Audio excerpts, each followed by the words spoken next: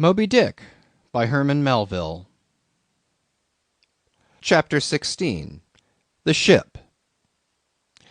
In bed we concocted our plans for the morrow, but to my surprise and no small concern, Queequeg now gave me to understand that he had been diligently consulting Yojo, the name of his black little god, and Yojo had told him 2 or 3 times over, and strongly insisted upon it every way, that instead of our going together among the whaling fleet in the harbor, and in concert selecting our craft, instead of this, I say, Yojo earnestly enjoined that the selection of the ship should rest wholly with me, inasmuch as Yojo proposed befriending us, and in order to do so, had already pitched upon a vessel, which, if left to myself, I, Ishmael, should infallibly light upon, for all the world as though it had turned out by chance; and in that vessel I must immediately ship myself, for the present irrespective of Queequeg.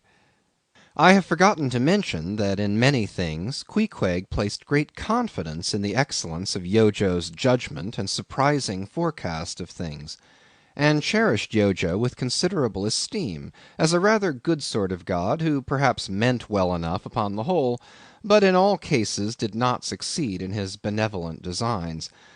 Now this plan of Queequeg's, or rather Yojo's, touching the selection of our craft, I did not like that plan at all. I had not a little relied upon Queequeg's sagacity to point out the whaler best fitted to carry us and our fortunes securely. But as all my remonstrances produced no effect upon Queequeg, I was obliged to acquiesce, and accordingly prepared to set about this business with a determined rushing sort of energy and vigor, that should quickly settle that trifling little affair.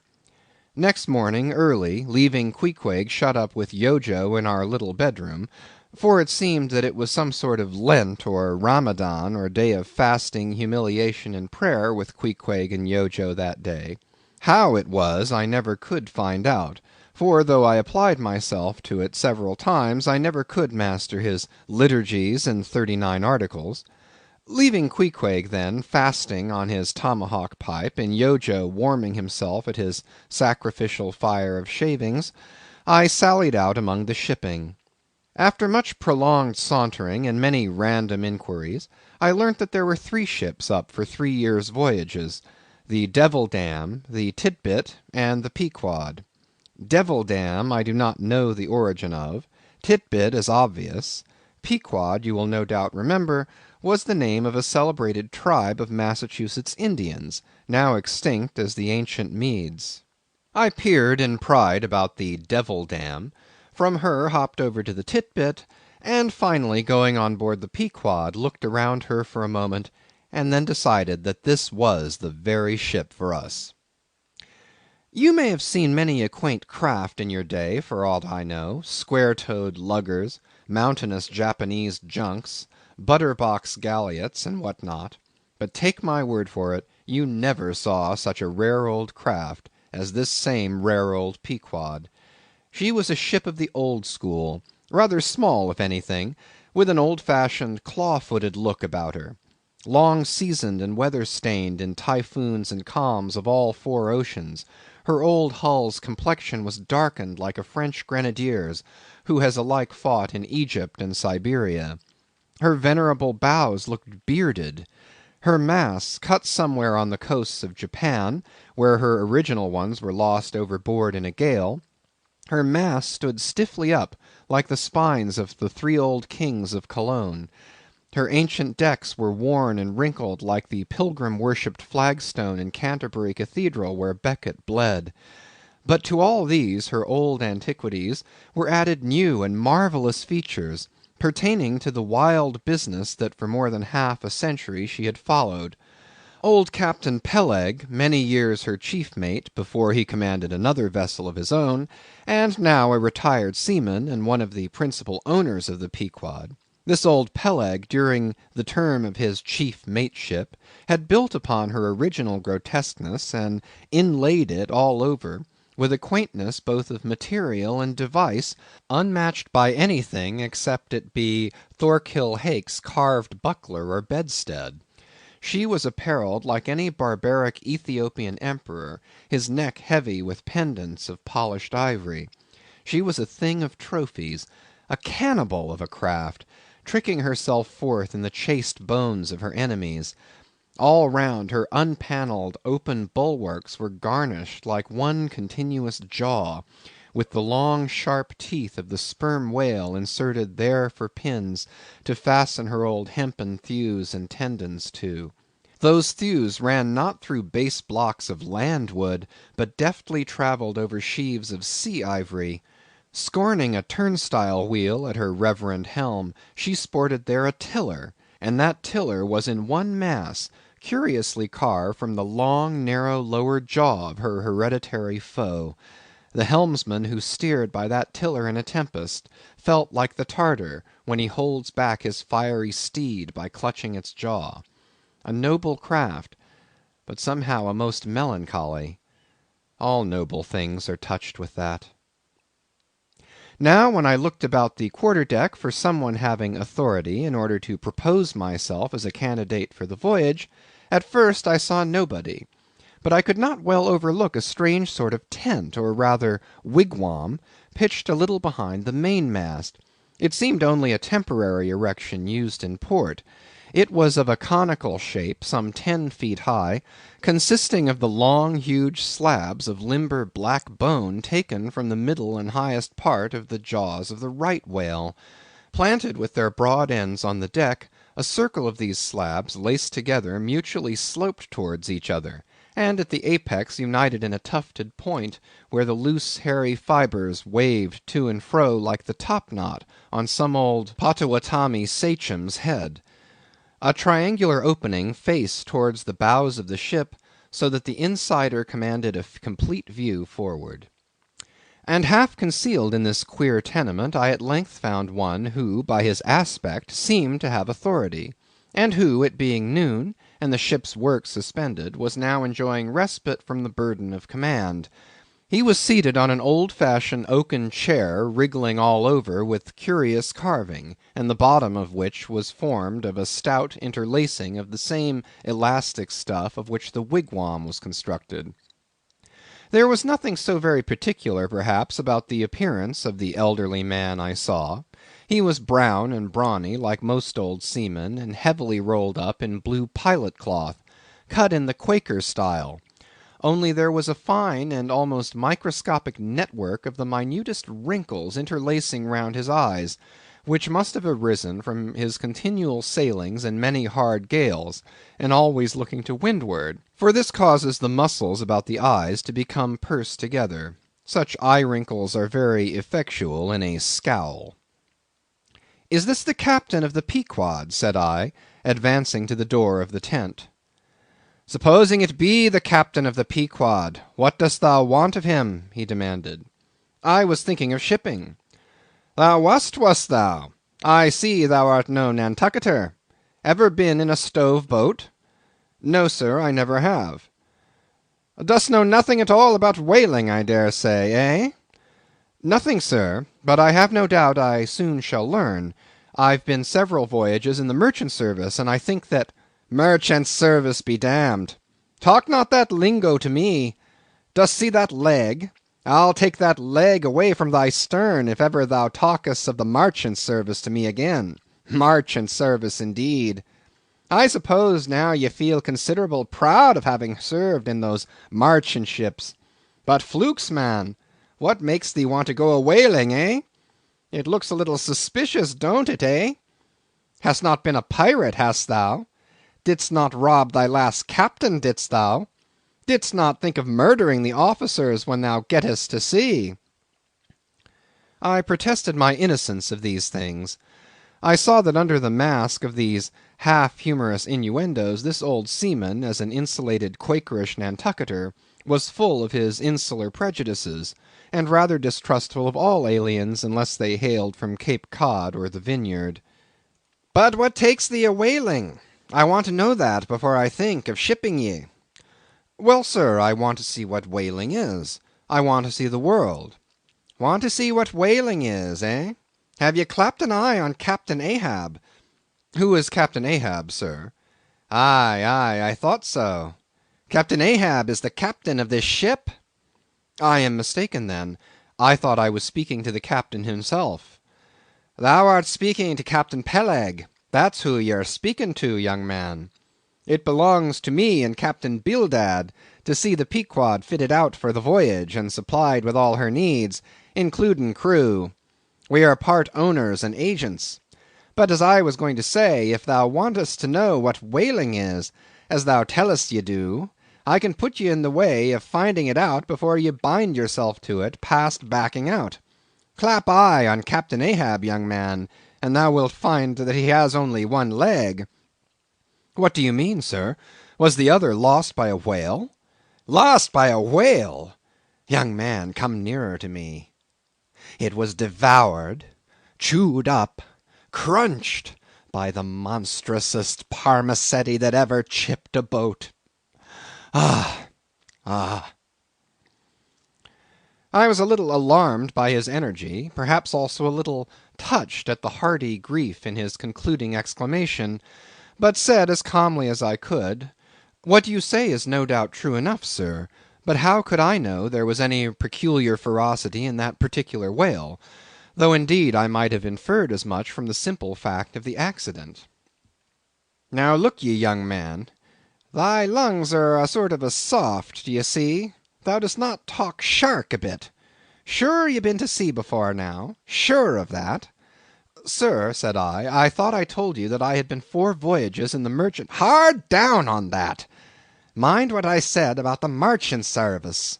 Don't aggravate me, I won't have it. But let us understand each other. I have given thee a hint about what whaling is. Do ye yet feel inclined for it?" "I do, sir." "Very good. Now art thou the man to pitch a harpoon down a live whale's throat, and then jump after it? Answer quick." "I am, sir, if it should be positively indispensable to do so; not to be got rid of, that is, which I don't take to be the fact." "Good again. Now then, thou not only wantest to go whaling to find out by experience what whaling is, but ye also want to go in order to see the world. Was that not what ye said? I thought so. Well then, just step forward there, and take a peep over the weather bow, and then back to me and tell me what ye see there."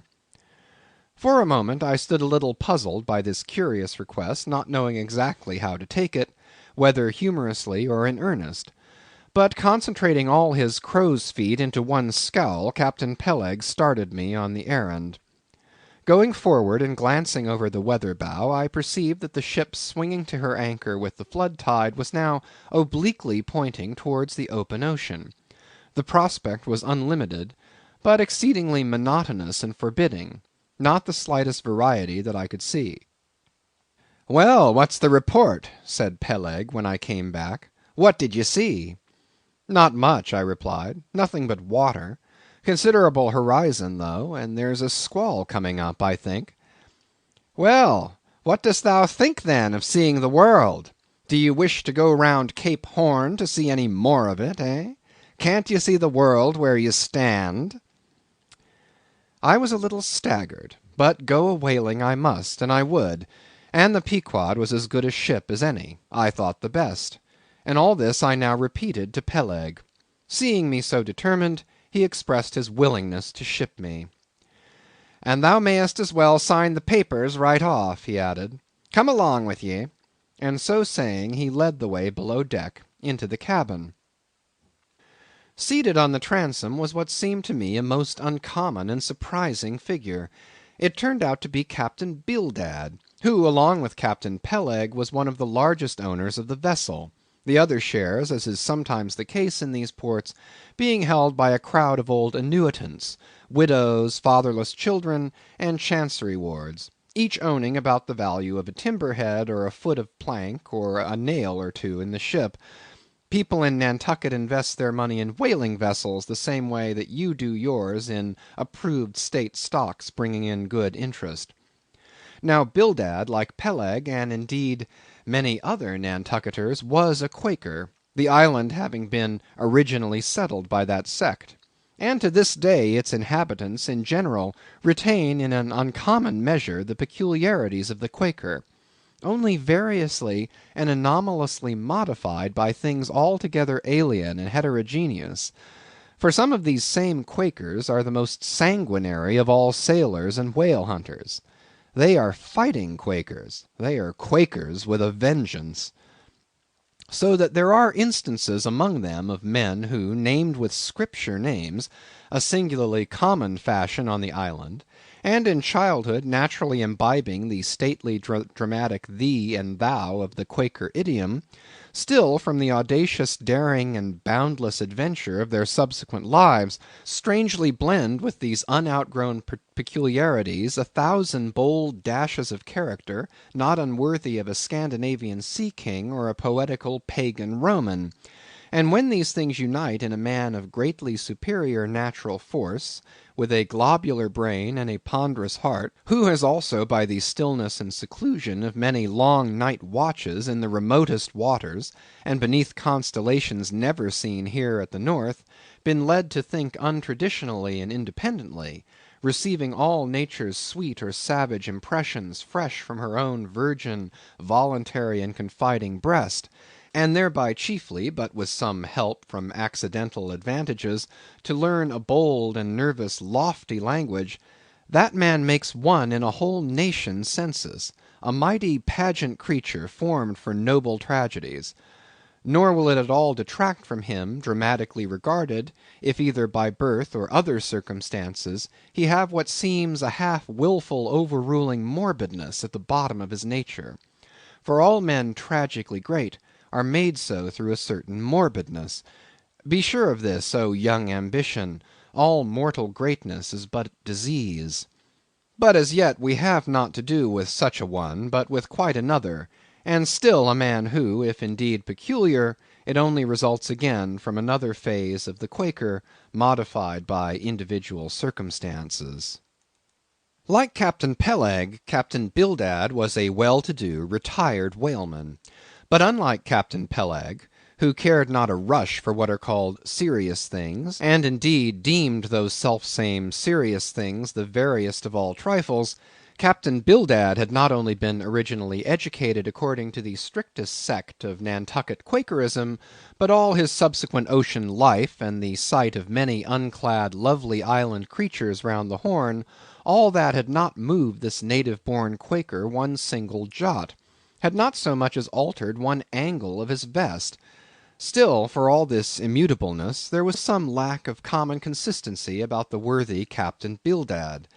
Though refusing from conscientious scruples to bear arms against land invaders, yet himself had illimitably invaded the Atlantic and Pacific, and though a sworn foe to human bloodshed, yet had he in his straight-bodied coat spilled tons upon tons of Leviathan gore.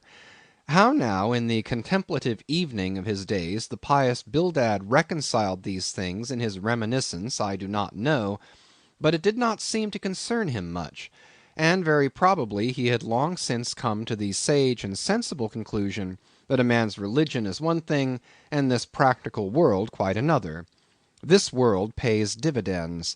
Rising from a little cabin boy in short clothes of the drabbest drab to a harpooneer in the broad shad-bellied waistcoat, from that becoming boat header, chief mate, and captain, and finally a ship owner, Bildad, as I hinted before, had concluded his adventurous career by wholly retiring from active life at the goodly age of 60, and dedicating his remaining days to the quiet receiving of his well-earned income.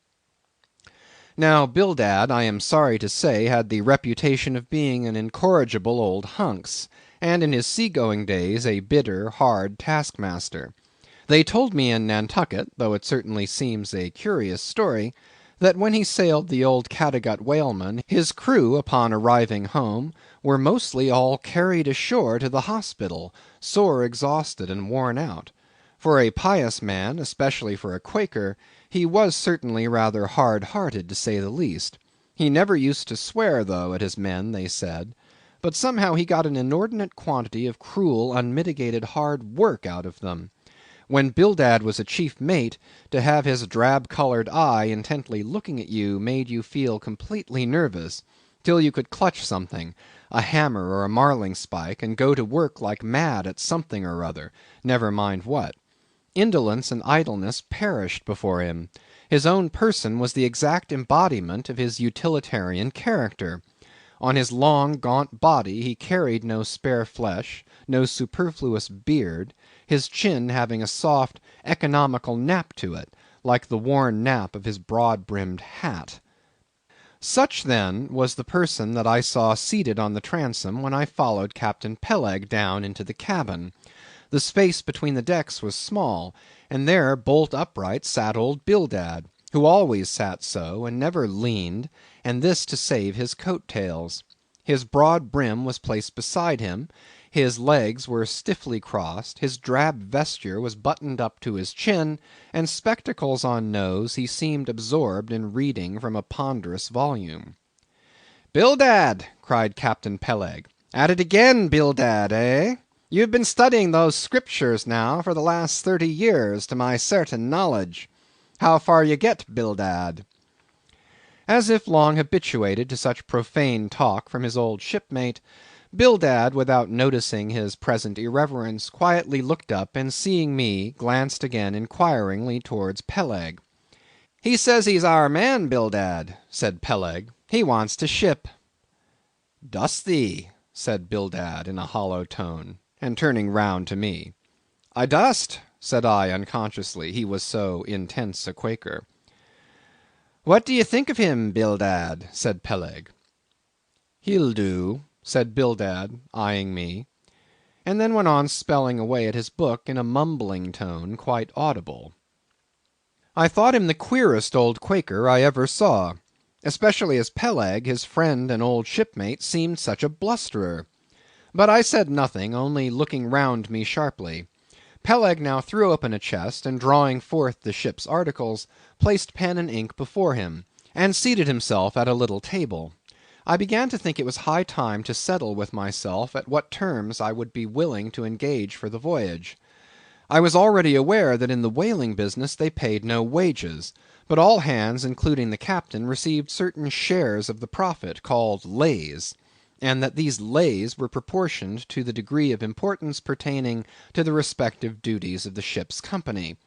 I was also aware that being a green hand at whaling, my own lay could not be very large, but considering that I was used to the sea, could steer a ship, splice a rope, and all that, I made no doubt that from all I had heard I should be offered at least the 275th lay, that is, the 275th part of the clear net proceeds of the voyage, whatever that might eventually amount to.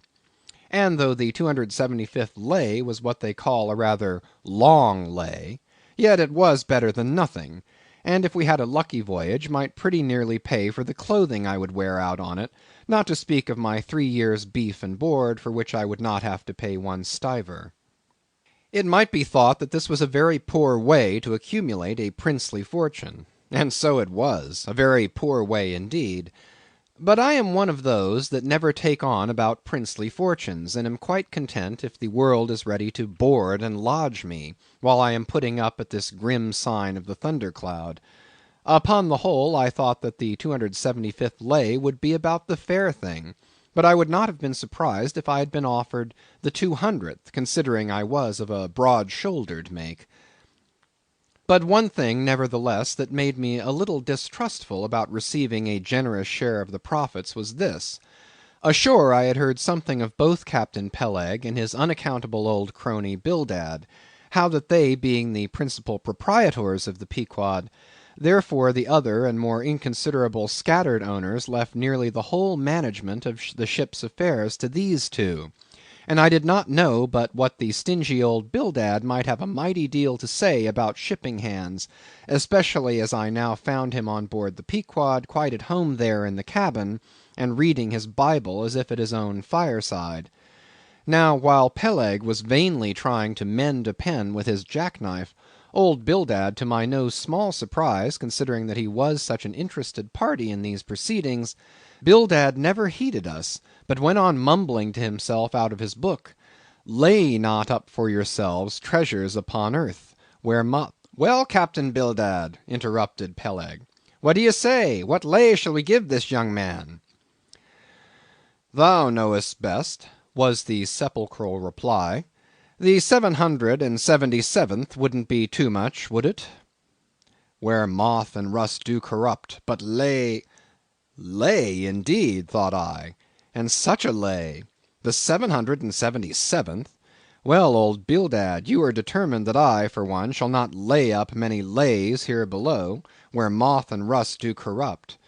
It was an exceedingly long lay, that indeed, and though from the magnitude of the figure it might at first deceive the landsman, yet the slightest consideration will show that though 777 is a pretty large number, yet when you come to make a tenth of it, you will see, as I say, that the 777th part of a farthing is a good deal less than 777 gold doubloons, and so thought I at the time. "I blast your eyes, Bildad," cried Peleg, "thou dost not want to swindle this young man; he must have more than that." 777th, again said Bildad, without lifting his eyes, and then went on mumbling, "For where your treasure is, there will your heart be also." "I am going to put him down for the 300th," said Peleg. "Do ye hear that, Bildad? The 300th lay, I say." Bildad laid down his book, and turning solemnly towards him, said, "Captain Peleg, thou hast a generous heart, but thou must consider the duty thou owest to the other owners of this ship, widows and orphans, many of them, and that if we too abundantly reward the labours of this young man, we may be taking bread from those widows and those orphans. The 777th lay, Captain Peleg." "Thou Bildad!" roared Peleg, starting up and clattering about the cabin. "Blast ye, Captain Bildad, if I had followed thy advice in these matters, I would afore now had a conscience to lug about that would be heavy enough to founder the largest ship that ever sailed round Cape Horn."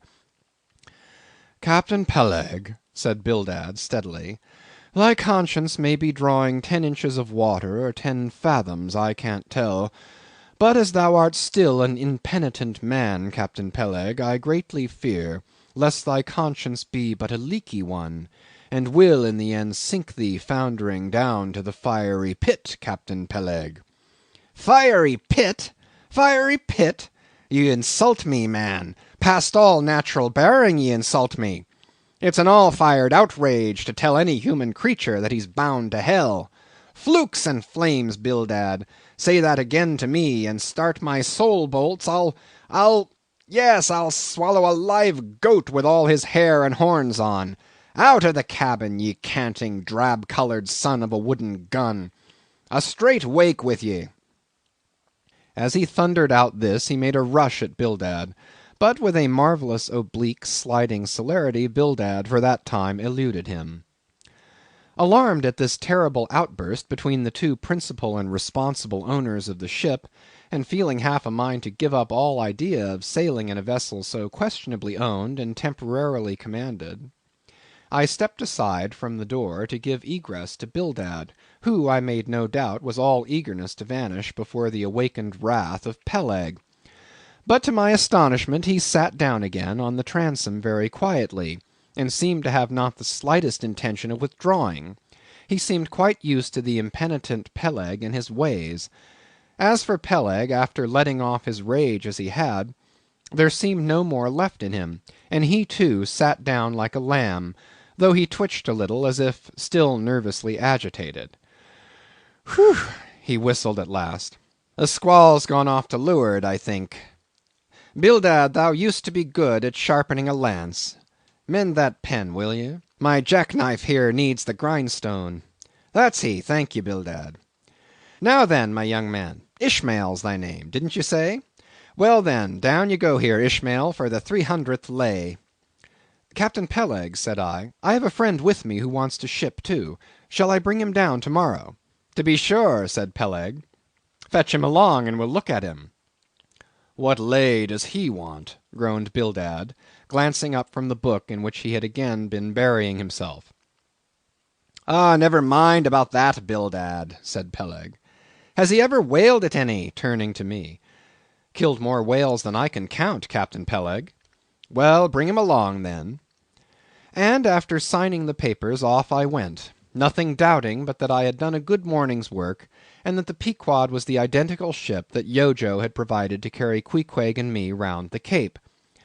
But I had not proceeded far when I began to bethink me that the captain with whom I was to sail yet remained unseen by me, though indeed in many cases a whale ship will be completely fitted out, and receive all her crew on board ere the captain makes himself visible by arriving to take command; for sometimes these voyages are so prolonged, and the shore intervals at home so exceedingly brief, that if the captain have a family, or any absorbing concernment of that sort, he does not trouble himself much about his ship in port, but leaves her to the owners till all is ready for sea. However, it is always as well to have a look at him before irrevocably committing yourself into his hands. Turning back, I accosted Captain Peleg, inquiring where Captain Ahab was to be found. "And what dost thou want of Captain Ahab? It's all right enough, thou art shipped." "Yes, but I should like to see him."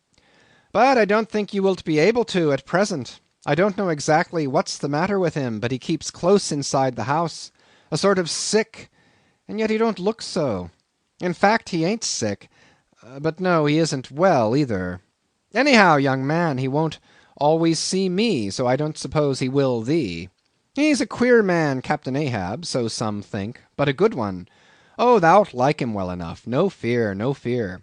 He's a grand, ungodly, godlike man, Captain Ahab. Doesn't speak much, but when he does speak, then you may well listen. Mark ye, be forewarned. Ahab's above the common.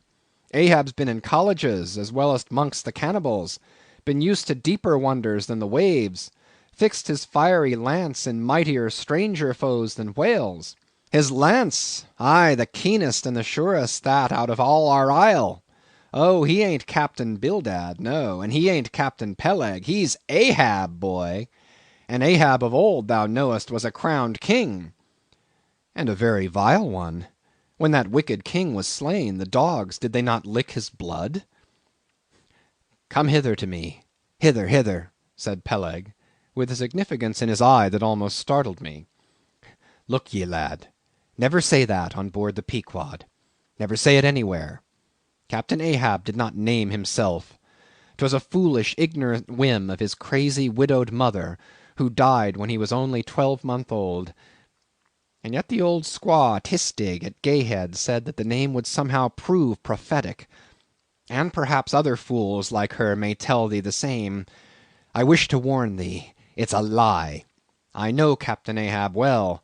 I've sailed with him as mate years ago. I know what he is, a good man.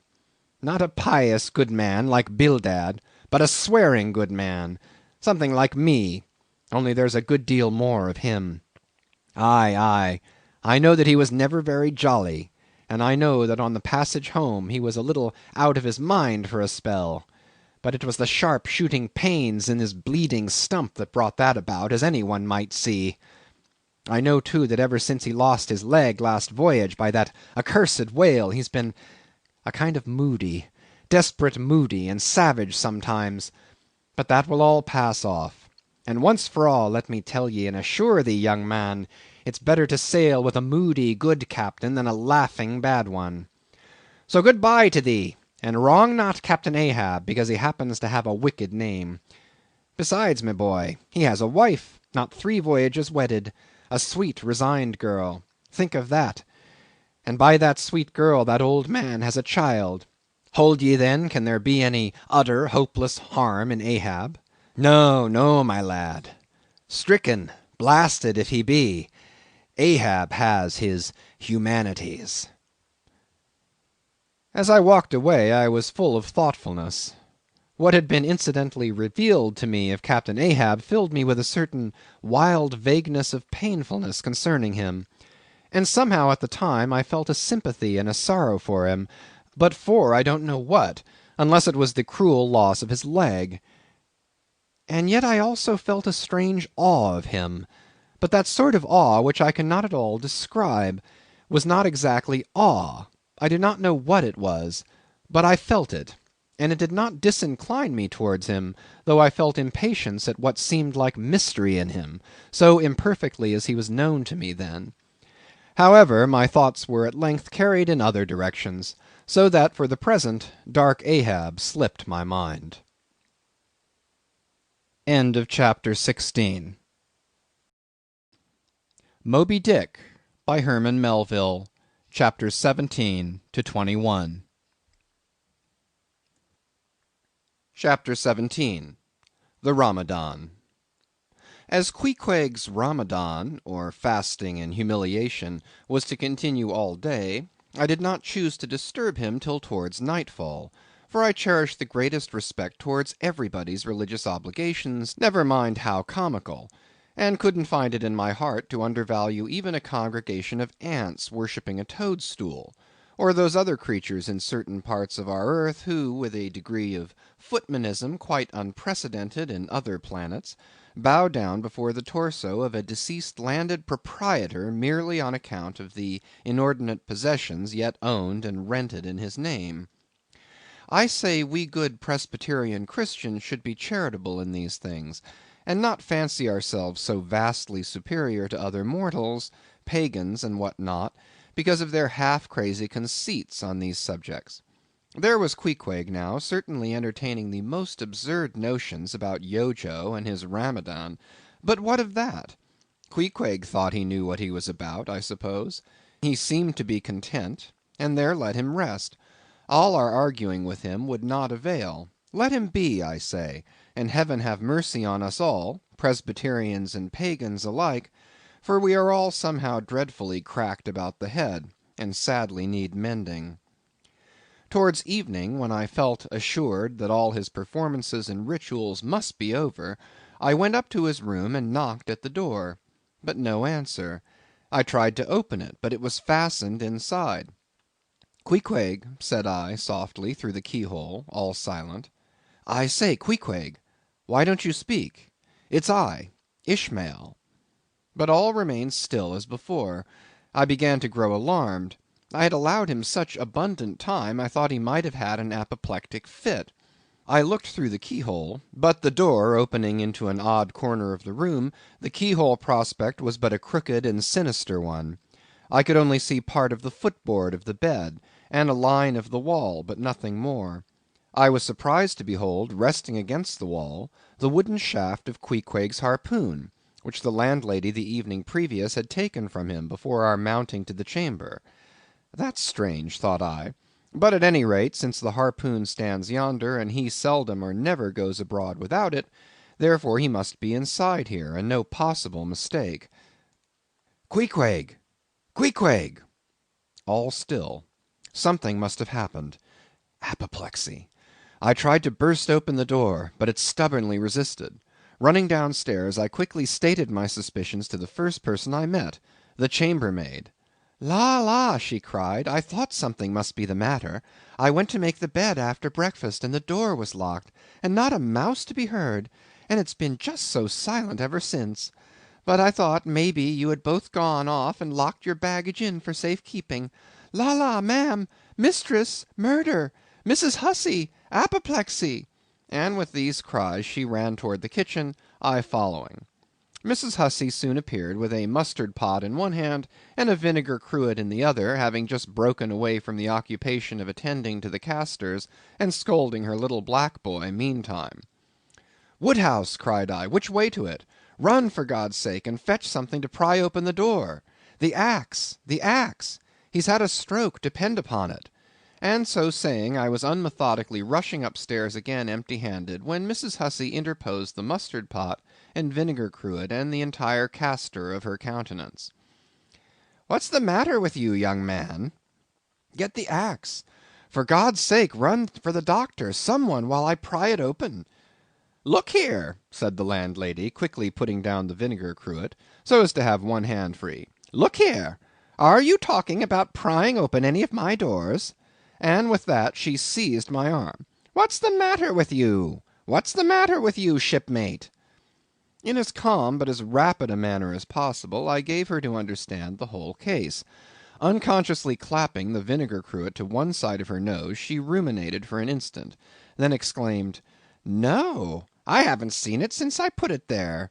Running to the little closet under the landing of the stairs, she glanced in, and returning told me that Queequeg's harpoon was missing. "He's killed himself," she cried.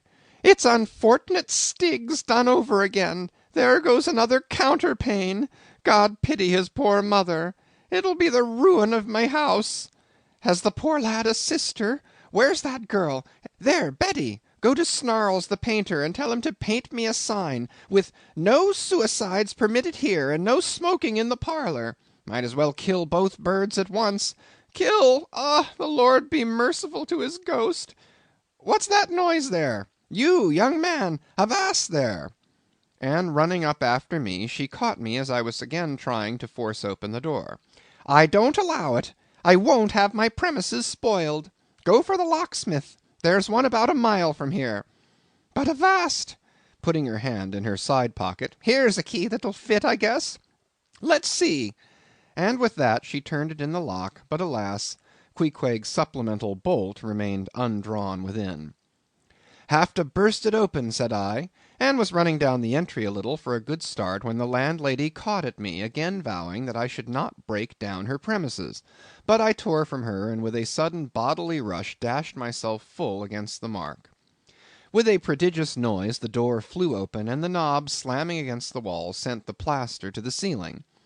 And there, good heavens, there sat Queequeg, altogether cool and self-collected, right in the middle of his room, squatting on his hams, and holding Yojo on the top of his head. He looked neither one way nor the other way, but sat like a carved image, with scarce a sign of active life. "Queequeg," said I, going up to him, "Queequeg, what's the matter with you?" "He hain't been sitting so all day, has he?" said the landlady. But all we said, not a word could we drag out of him.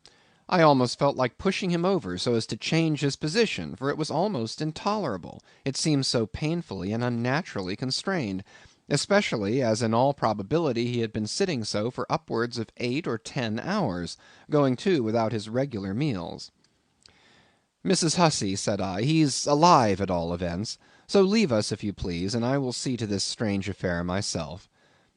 Closing the door upon the landlady, I endeavored to prevail upon Queequeg to take a chair, but in vain.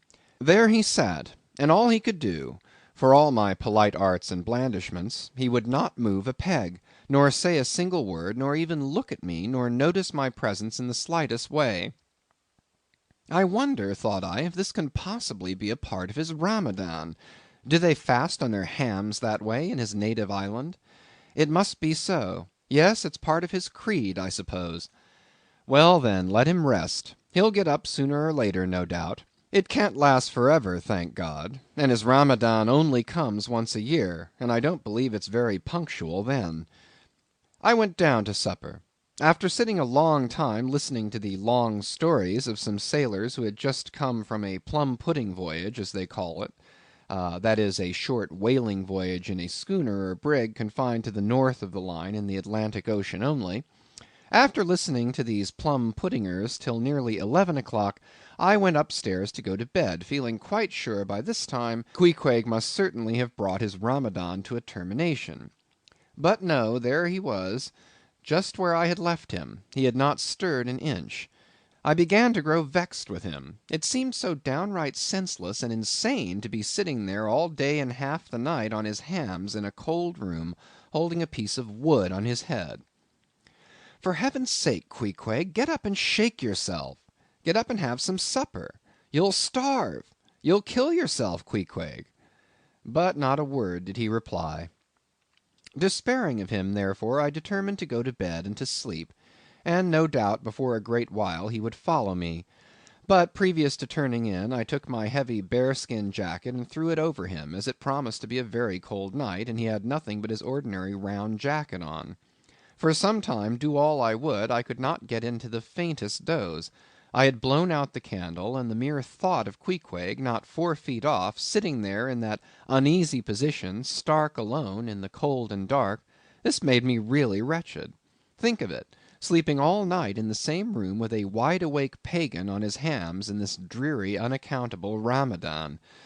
But somehow I dropped off at last. and knew nothing more till break of day, when, looking over the bedside, there squatted Queequeg, as if he had been screwed down to the floor.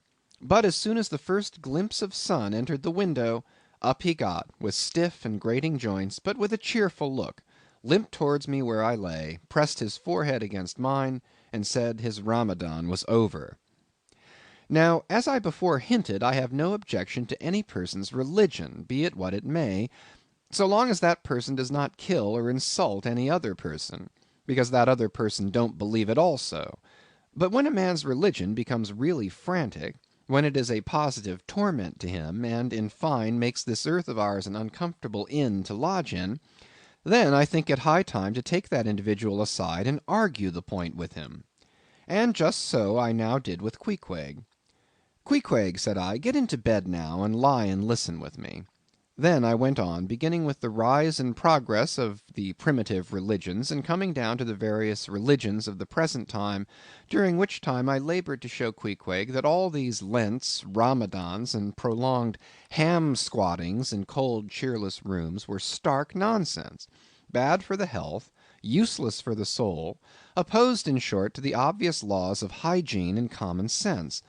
I told him, too, that he, being in other things such an extremely sensible and sagacious savage, it pained me, very badly pained me, to see him now so deplorably foolish about this ridiculous Ramadan of his. Besides, argued I, fasting makes the body cave in, hence the spirit caves in, and all thoughts born of a fast must necessarily be half starved. This is the reason why most dyspeptic religionists cherish such melancholy notions about their hereafters. In one word, Queequeg, said I, rather digressively, hell is an idea first born on an undigested apple dumpling, and since then perpetuated through the hereditary dyspepsias nurtured by Ramadans. I then asked Queequeg whether he himself was ever troubled with dyspepsia, expressing the idea very plainly, so that he could take it in. He said no, only upon one memorable occasion. It was after a great feast given by his father, the king, on the gaining of a great battle wherein 50 of the enemy had been killed by about 2 o'clock in the afternoon, and all cooked and eaten that very evening.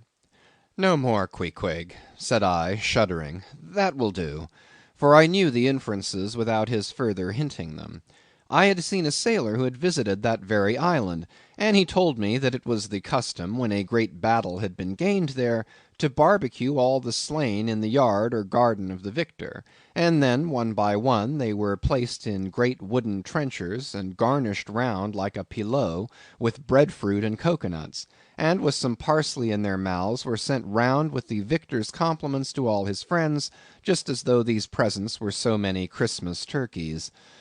After all, I do not think that my remarks about religion made much of an impression on Queequeg, because, in the first place, he somehow seemed dull of hearing on that important subject, unless considered from his own point of view, and in the second place, he did not more than 1/3 understand me, couch my ideas as simply as I would, and finally, he no doubt thought he knew a good deal more about true religion than I did. He looked at me with a sort of condescending concern and compassion, as though he thought it a great pity that such a sensible young man should be so hopelessly lost to evangelical pagan piety. At last we rose and dressed, and Queequeg, taking a prodigiously hearty breakfast of chowders of all sorts, so that the landlady should not make much profit by reason of his Ramadan, we sallied out to board the Pequod, sauntering along and picking our teeth with halibut bones. Chapter 18. His Mark. As we were walking down the end of the wharf towards the ship, Queequeg carrying his harpoon, Captain Peleg in his gruff voice loudly hailed us from his wigwam, saying he had not suspected my friend was a cannibal, and furthermore announcing that he let no cannibals on board that craft unless they previously produced their papers. What do you mean by that, Captain Peleg? said I, now jumping on the bulwarks, and leaving my comrade standing on the wharf. I mean, he replied, he must show his papers. Yes, said Captain Bildad in his hollow voice, sticking his head from behind Peleg's out of the wigwam. He must show that he's converted. Son of darkness, he added, turning to Queequeg, Art thou at present in communion with any Christian church? Why, said I, he's a member of the First Congregational Church. Here be it said that many tattooed savages sailing in Nantucket ships at last come to be converted into churches. First Congregational Church, cried Bildad. What? That worships in Deacon Deuteronomy Coleman's meeting house? And so saying, taking out his spectacles, he rubbed them with his great yellow bandana handkerchief, and putting them on very carefully, came out of the wigwam, and leaning stiffly over the bulwarks, took a good long look at Queequeg. How long hath he been a member? He then said, turning to me. Not very long, I rather guess, young man. No, said Peleg. And he hasn't been baptized right either, or it would have washed some of that devil's blue off his face. Do tell now, cried Bildad, is this Philistine a regular member of Deacon Deuteronomy's meeting? I never saw him going there, and I pass it every Lord's Day. I don't know anything about Deacon Deuteronomy or his meeting, said I. All I know is that Queequeg here is a born member of the First Congregational Church. He is a deacon himself, Queequeg is. Young man, said Bildad sternly, thou art skylarking with me. Explain thyself, thou young Hittite. What church dost thee mean? Answer me.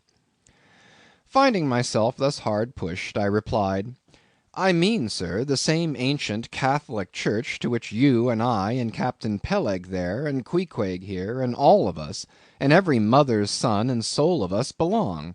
The great and everlasting first congregation of this whole worshipping world. We all belong to that. Only some of us cherish some queer crotchets, in no way touching the grand belief. In that we all join hands. Splice, thou meanst, splice hands, cried Peleg, drawing nearer. Young man, you'd better ship for a missionary instead of a foremast hand. I never heard a better sermon. Deacon Deuteronomy, why, Father Mapple himself couldn't beat it, and he's reckoned something. Come aboard, never mind about the papers. I say, tell Quohog there, what's that you call him? Tell Quohog to step along. By the great anchor, what a harpoon he's got there. Looks like good stuff, that, and he handles it about right. I say, Quohog, or whatever your name is, did you ever stand in the head of a whaleboat? Did you ever strike a fish? Without saying a word, Queequeg, in his wild sort of way, jumped upon the bulwarks, from thence into the bows of one of the whaleboats hanging to the side, and then bracing his left knee, and poising his harpoon, cried out in some such way as this, Cap'n, you see him small drop tar on water there? You see him? Well, s'pose him one whale eye. Well den. And taking sharp aim at it, he darted the iron right over Bildad's broad brim, clean across the ship's deck, and struck the glistening tar spot out of sight. Now, said Queequeg, quietly hauling in the line, s'posey him whaley eye. Why, dat whale dead. Quick, Bildad, said Peleg, his partner, who, aghast at the close vicinity of the flying harpoon, had retreated towards the cabin gangway. Quick, I say you, Bildad, and get the ship's papers. We must have Quohog, in one of our boats. Look ye, Quohog, we'll give ye the 90th lay, and that's more than ever was given a harpooneer yet out of Nantucket. So down we went into the cabin, and to my great joy Queequeg was soon enrolled among the same ship's company to which I myself belonged.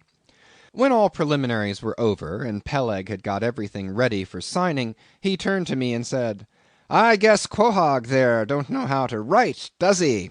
I say, Quohog, blast ye, dost thou sign thy name, or make thy mark?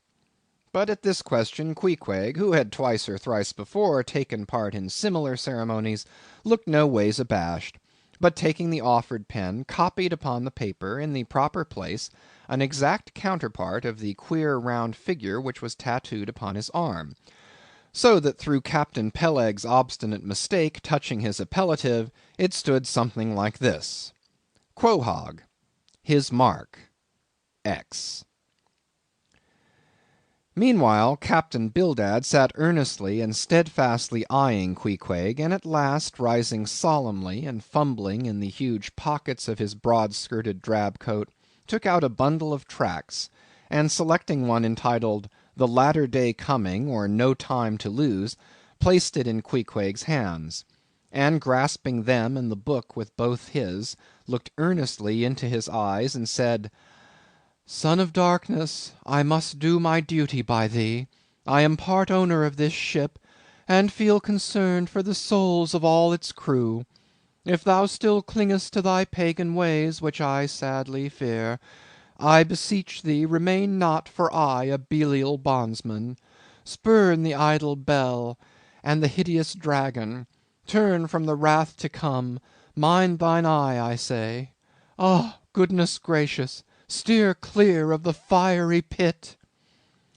Something of the salt sea yet lingered in old Bildad's language, heterogeneously mixed with scriptural and domestic phrases.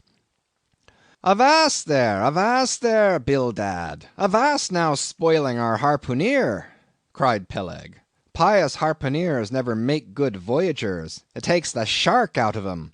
No harpooneer is worth a straw who ain't pretty sharkish.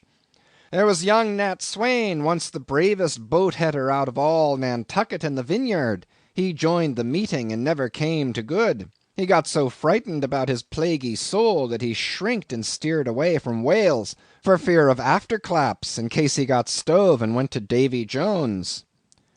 "Peleg, Peleg," said Bildad, lifting his eyes and hands, "thou thyself, as I myself, hast seen many a perilous time.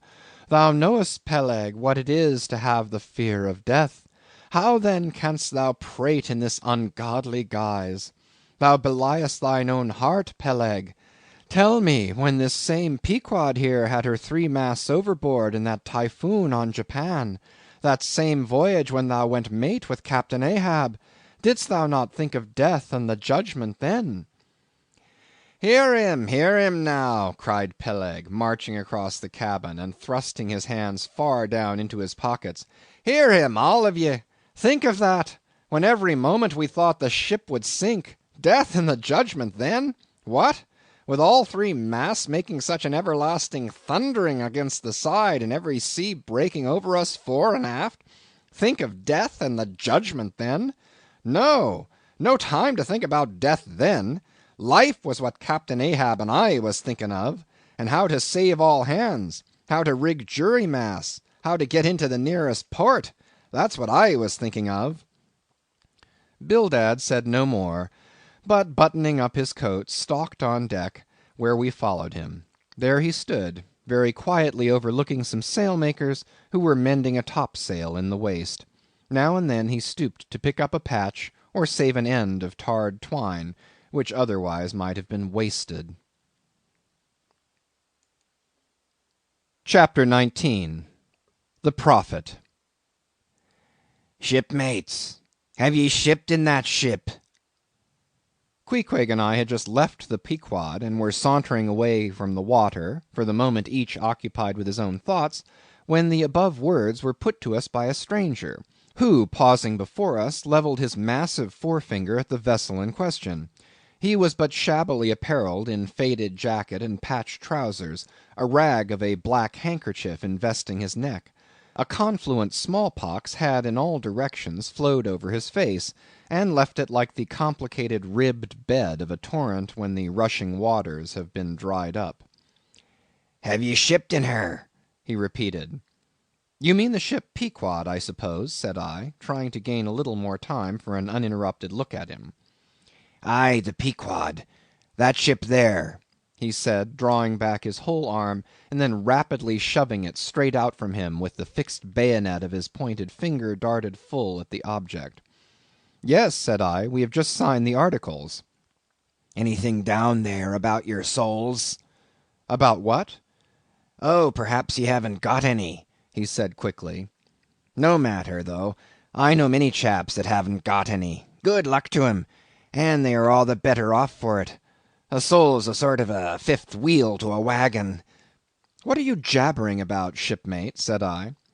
"He's got enough, though, to make up for all deficiencies of that sort in other chaps," abruptly said the stranger, placing a nervous emphasis upon the word he. Queequeg, said I, let's go. This fellow has broken loose from somewhere. He's talking about something and somebody we don't know. Stop! cried the stranger. You said true. You haven't seen old Thunder yet, have ye? Who's old Thunder? Said I, again riveted with the insane earnestness of his manner. Captain Ahab. What, the captain of our ship, the Pequod? Aye, among some of us old sailor chaps he goes by that name. You haven't seen him yet, have ye? No, we haven't. He's sick, they say, but is getting better, and will be all right again before long. All right again before long, laughed the stranger, with a solemnly derisive sort of laugh.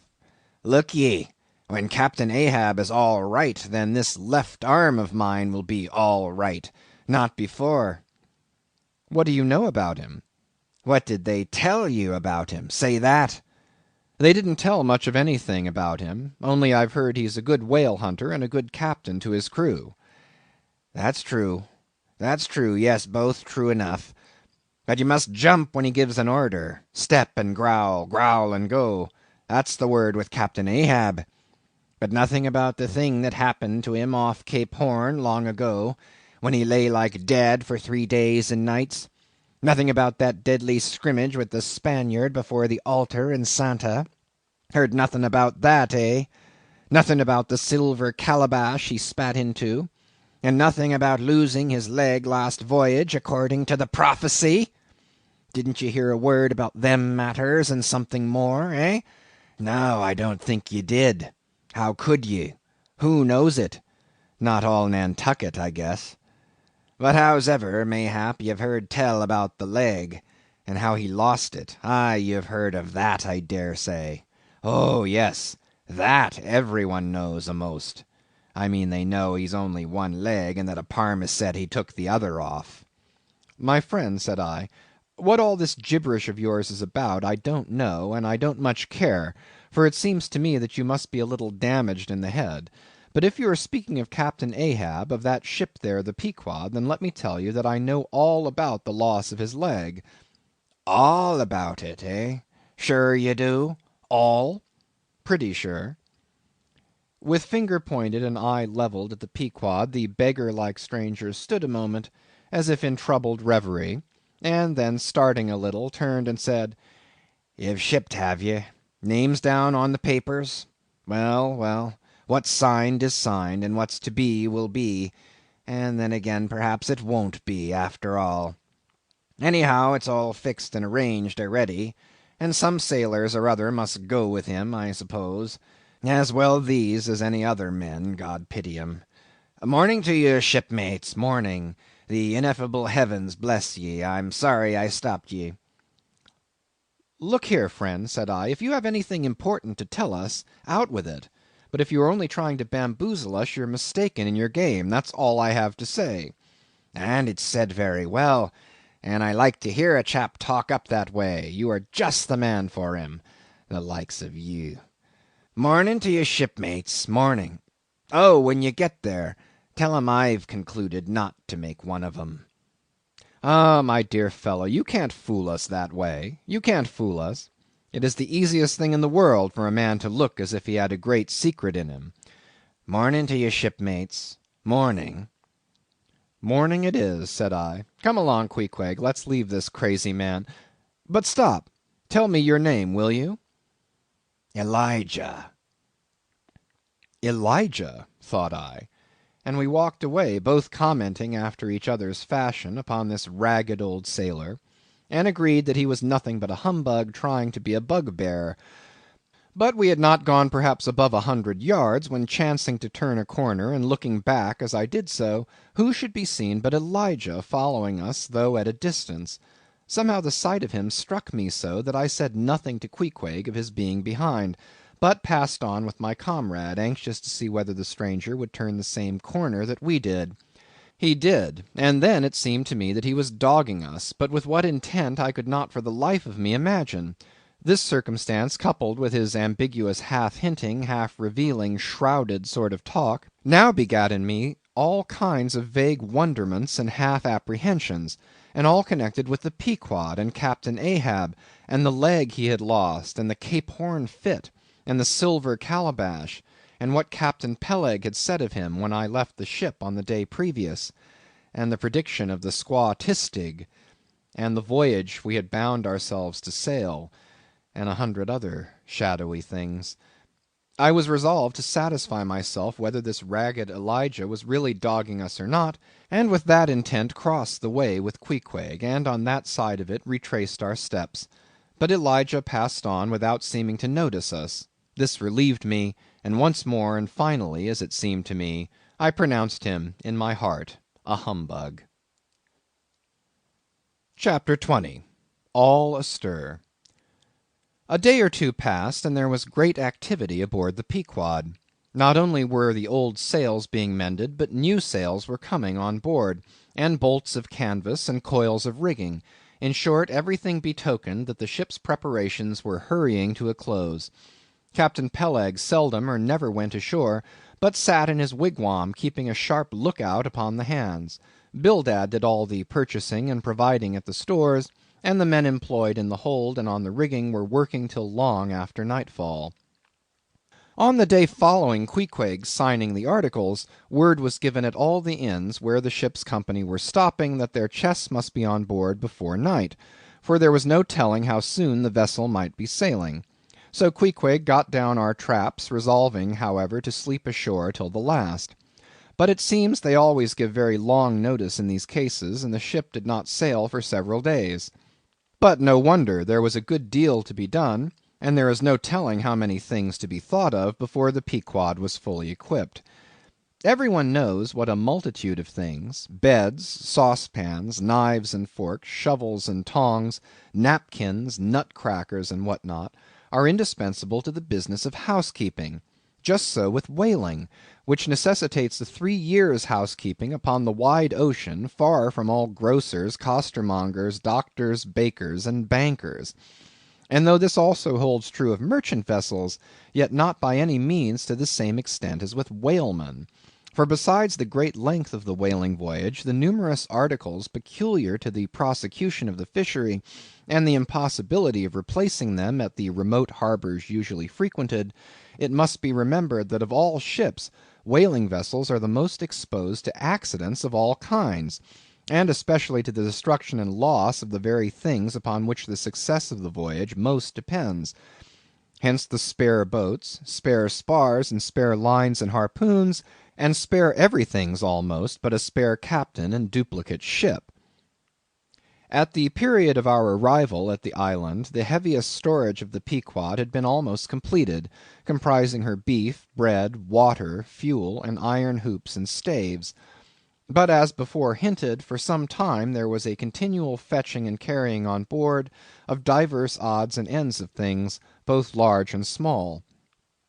Chief among those who did this fetching and carrying was Captain Bildad's sister, a lean old lady of a most determined and indefatigable spirit, but withal very kind-hearted, who seemed resolved that if she could help it, nothing should be found wanting in the Pequod, after once fairly getting to sea.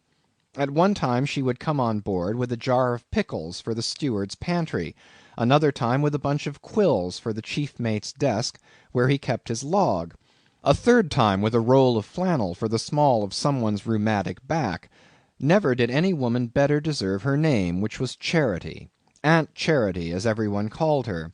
And like a sister of charity did this charitable Aunt Charity bustle about hither and thither, ready to turn her hand and heart to anything that promised to yield safety, comfort, and consolation to all on board a ship in which her beloved brother Bildad was concerned, and in which she herself owned a score or two of well-saved dollars. But it was startling to see this excellent-hearted Quakeress coming on board, as she did the last day, with a long oil ladle in one hand and a still longer whaling lance in the other. Nor was Bildad himself nor Captain Peleg at all backward. As for Bildad, he carried about with him a long list of the articles needed, and at every fresh arrival down went his mark opposite that article upon the paper. Every once in a while Peleg came hobbling out of his whalebone den, roaring at the men down the hatchways, roaring up to the riggers at the masthead, and then concluding by roaring back into his wigwam. During these days of preparation, Queequeg and I often visited the craft, and as often I asked about Captain Ahab, and how he was, and when he was going to come on board his ship. To these questions they would answer that he was getting better and better, and was expected aboard every day. Meantime the two captains, Peleg and Bildad, could attend to everything necessary to fit the vessel for the voyage. If I had been downright honest with myself, I would have seen very plainly in my heart that I did but half fancy being committed this way to so long a voyage, without once laying my eyes on the man who was to be the absolute dictator of it, so soon as the ship sailed out upon the open sea. But when a man suspects any wrong, it sometimes happens that if he be already involved in the matter, he insensibly strives to cover up his suspicions even from himself. And much this way it was with me. I said nothing, and tried to think nothing. At last it was given out that some time next day the ship would certainly sail. So next morning Queequeg and I took a very early start. Chapter 21. Going Aboard. It was nearly 6 o'clock, but only grey imperfect misty dawn, when we drew nigh the wharf. "There are some sailors running ahead there, if I see right," said I to Queequeg. "It can't be shadows. She's off by sunrise, I guess. Come on." "Avast!" cried a voice, whose owner at the same time coming close behind us laid a hand upon both our shoulders, and then insinuating himself between us, stood stooping forward a little in the uncertain twilight, strangely peering from Queequeg to me. It was Elijah. "Going aboard?" "Hands off, will you?" said I. "Lookee here," said Queequeg, shaking himself. "Go way." "Ain't going aboard, then?" "Yes, we are," said I, "but what business is that of yours? Do you know, Mr. Elijah, that I consider you a little impertinent?" No, I wasn't aware of that," said Elijah, slowly and wonderingly looking from me to Queequeg with the most unaccountable glances. "Elijah," said I, "you will oblige my friend and me by withdrawing. We are going to the Indian and Pacific Oceans, and would prefer not to be detained." "Ye be ye? Coming back before breakfast?" "He's cracked, Queequeg," said I. "Come on." "Halloa!" cried stationary Elijah, hailing us when we had removed a few paces. "Never mind him," said I. "Queequeg, come on." But he stole up to us again, and suddenly clapping his hands on my shoulder, said, "Did you see anything looking like men going towards that ship a while ago?" Struck by this plain matter-of-fact question, I answered, saying yes, I thought I did see 4 or 5 men, but it was too dim to be sure. "Very dim, very dim," said Elijah. "Morning to ye." Once more we quitted him, but once more he came softly after us, and touching my shoulder again, said, "See if ye can find 'em now, will ye?" "Find who?" "Morning to ye," he rejoined, again moving off.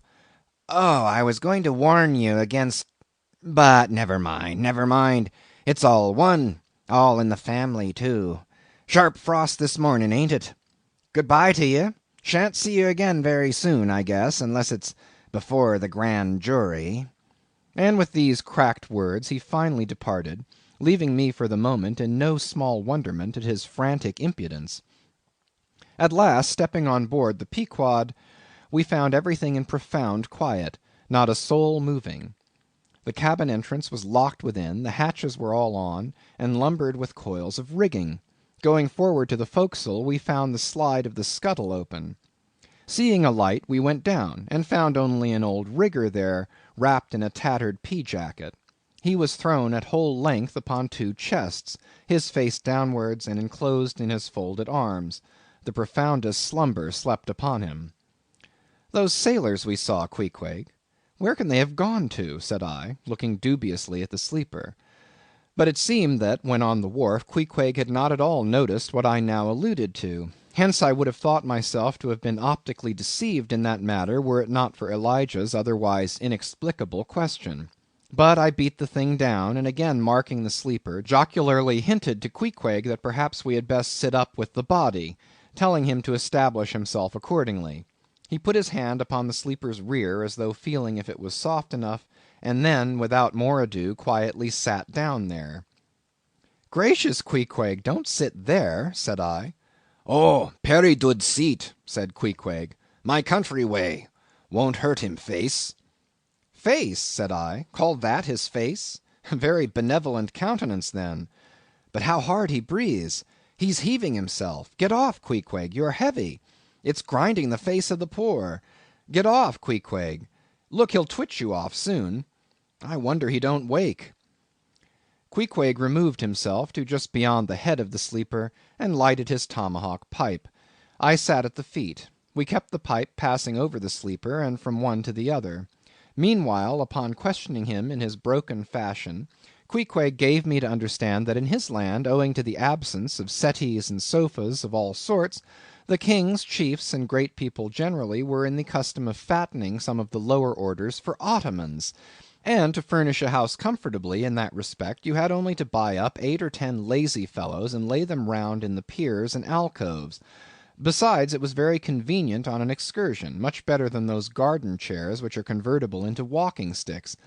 Upon occasion, a chief calling his attendant, and desiring him to make a settee of himself under a spreading tea, perhaps in some damp marshy place. While narrating these things, every time Queequeg received the tomahawk from me, he flourished the hatchet side of it over the sleeper's head. "What's that for, Queequeg?"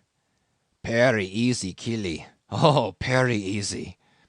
He was going on with some wild reminiscences about his tomahawk pipe, which, it seemed, had in its two uses both brained his foes and soothed his soul, when we were directly attracted to the sleeping rigger.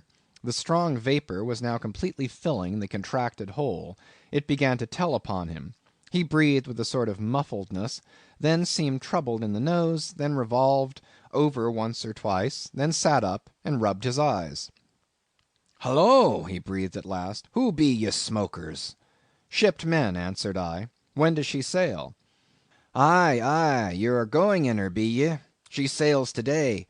The captain came aboard last night." "What captain? Ahab?" "Who but him indeed."